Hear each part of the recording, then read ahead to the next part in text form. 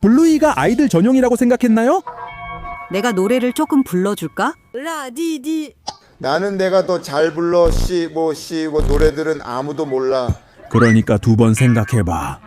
이 사랑스러운 가족 뒤에는 매운 농담들, 보기만 해도 아픈 장면들, 그리고 분명히 보면 수염이 자랄 만큼 어른스러운 순간들이 숨어 있어. 고래 구경하기 에피소드부터 시작해보자.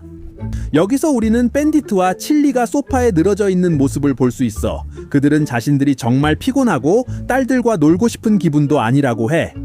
하지만 어른의 시선으로 주의 깊게 보면 사실 그들이 힘들게 일해서 피곤한 건 아니야. 엔리케! 이 장면은 이 두 놈이 엄청난 숙취를 겪고 있다는 걸 암시하는 거야.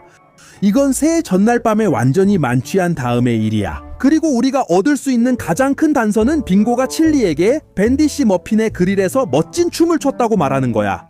머핀이 네가 테이블 위에서 춤추는 걸 봤어. 물론이지. 천천히 부드럽게 널 유혹할게. 우리가 리세트해서 꼬리 적시는 걸 봤어. 이 숙취는 수액이랑 맛있는 비리아 없이는 절대 안 풀릴 거야. 에피소드 내내 아이들이 선원이 되고 밴디트는 숙취에 찌든 고래 역할을 해. 한편 칠리는 누워서 감자칩이랑 탄산음료를 먹으면서 그걸로 다시 살아날 수 있을지 보고 있어. 근데 진짜로 친구들아, 너희 고래배에 코로나 맥주 몇 통이나 들어갔냐? 다음 에피소드로 넘어가자. 그루터기 축제 에피소드에서 밴딧, 스트라이프, 팻이 모여서 그루터기 축제를 기념해. 이 축제는 땅에서 그루터기를 뽑아내는 건데 왜 하는지는 그들만 알아. 하지만 한편으로 칠리와 트릭시는 레모네이드를 마시고 있어. 그리고 그 둘은 정말 밝게 웃으면서 수다를 떨고 있어. 우리가 전에 본 적 없을 정도로. 에피소드 마지막에 가서야 그게 단순한 레모네이드가 아니었다는 게 밝혀져. 그들은 그냥 통나무로 재미있게 놀고 있던 이 착한 남자들에게도 레모네이드를 좀 나눠줘. 하지만 그들이 그 음료를 마셨을 때의 반응을 보면 그 레모네이드는 설탕 말고도 뭔가 더 들어있었던 것 같아. 우리는 그들이 얼굴을 찡그리는 걸 볼 수 있는데 마치 네가 삼촌 엘차보 루코의 잔을 한 모금 마셨을 때처럼 그들의 레모네이드에 좋은 피케테가 들어있었다는 것을 분명히 언급하는 거지. 돈 훌리오가 들어간 레모네이드. 엘 카르텔 에피소드에서는 술에 대한 명확한 언급뿐만 아니라 실제로 술을 마시는 시리즈에 대한 언급도 나오고 그 시리즈는 어른들만 알고 있어. 이 에피소드에서 칠리가 프리스키를 그녀가 가장 좋아하는 곳에서 찾으러 갈 때 칠리는 자신들이 10대 때 이곳에 와서 생각을 하곤 했다고 말해.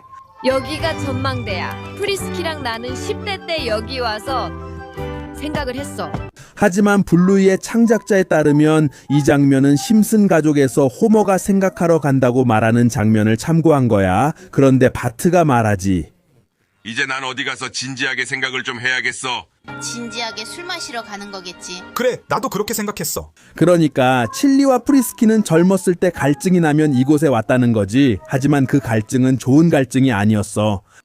그리고 이게 블루이 시리즈에서 술에 대한 유일한 언급은 아니야. 안 돼.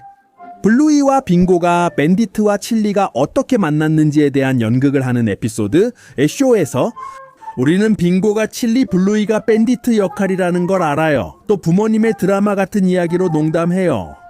칠리와 밴디트가 런던의 한 파티에서 만났다는 것을 알 수 있어요.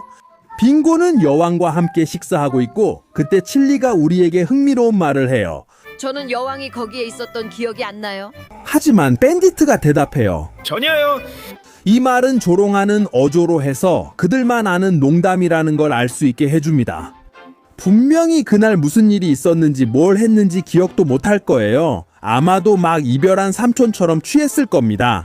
그리고 런던에서 일어난 일은 런던에 남는 거죠. 그리고 에피소드가 진행될수록 반디트의 가족이 정말 알코올 중독자들로 가득하다는 걸 더더욱 깨닫게 됩니다. 적어도 매주 주말마다 저렇게 됐다는 거죠. 데어블 베이비시터 에피소드에는 프리스키와 아빠 레드가 등장하며 프리스키가 레드에게 질문합니다. 결혼식 파티에서 수영장에 빠졌었어? 그리고 레드는 대답합니다. 아마도요. 결혼식에서 삼촌이 완전히 취해서 결국 모두의 구경거리가 되는 건 아주 흔한 일이죠. 적어도 땅 때문에 싸우지는 않았잖아요. 하지만 이 시리즈가 전부 술에 관한 농담만 있는 건 아니에요. 밥 스폰지밥의 전설적인 11번 단어처럼 금지된 단어들도 나올 수 있죠. 너 11번 단어 말했어. 일하는 사람들 에피소드에서 칠리는 스파키와 치피에게 물고기 연못을 만들어 달라고 해요.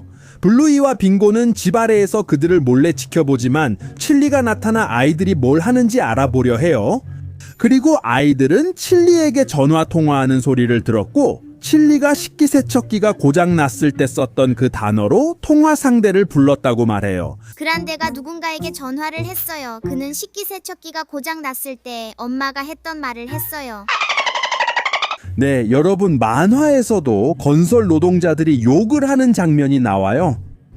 아주 유명한 에피소드인 밥빌비에서 가족이 차고에 있을 때 꽤 노골적인 농담이 나와요.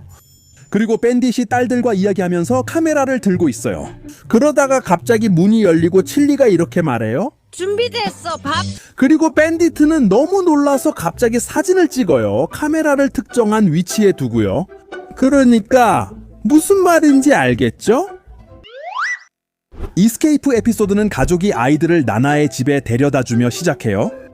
왜냐하면 밴딧과 칠리는 둘이서 좋은 시간을 보내고 싶어 하거든요. 물론 아이들 없이요. 둘만의 시간을 보내면서 진짜로 좋은 시간을 즐기고 싶어 하는 게 분명해요. 알잖아요. 둘이서만 조용히 보내고 싶다는 거죠. 그리고 저는 영화관 얘기는 아닙니다.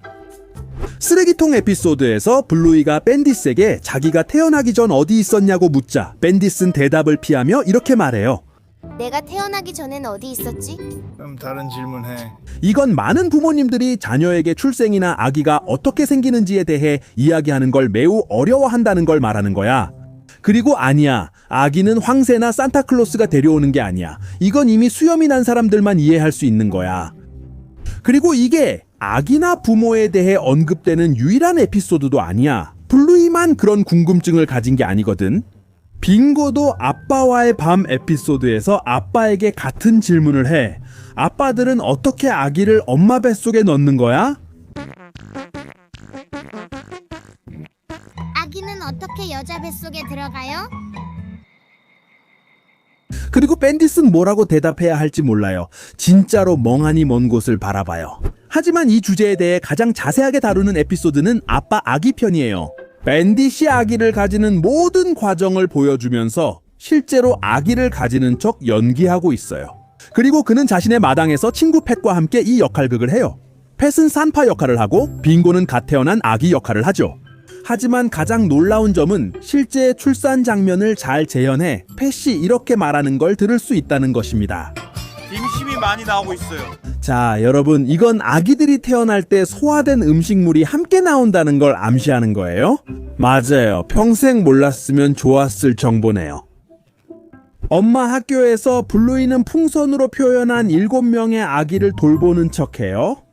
칠리가 그걸 보고 처음 보인 반응은 오, 정말 멋지구나. 칠리는 7아이를 낳은 뒤 몸에 변화가 올 수 있음을 이해하기 때문이죠. 그게 너무 많으니까 그게 몸에 전과 후를 확실히 남기거든요. 이 챕터의 남은 부분은 칠리가 블루이에게 엄마 역할을 가르치고 블루이를 평가하는 내용입니다. 또 다른 자녀에 대해 이야기하거나 더 이상 새끼를 낳지 않으려고 수술에 대해 논의한 적도 있어요. 퓨팩토와 빵 에피소드에서 밴디트는 더 이상 아이들이 뛰어다니는 걸 보고 싶지 않다고 말해요. 저는 빨리 끝내고 싶지만 칠리는 아직 선택의 여지를 남겨두고 싶어 해요. 하지만 잘 모르겠어요. 우리 정말로 이런 것들이 더 돌아다니는 걸 원하나요?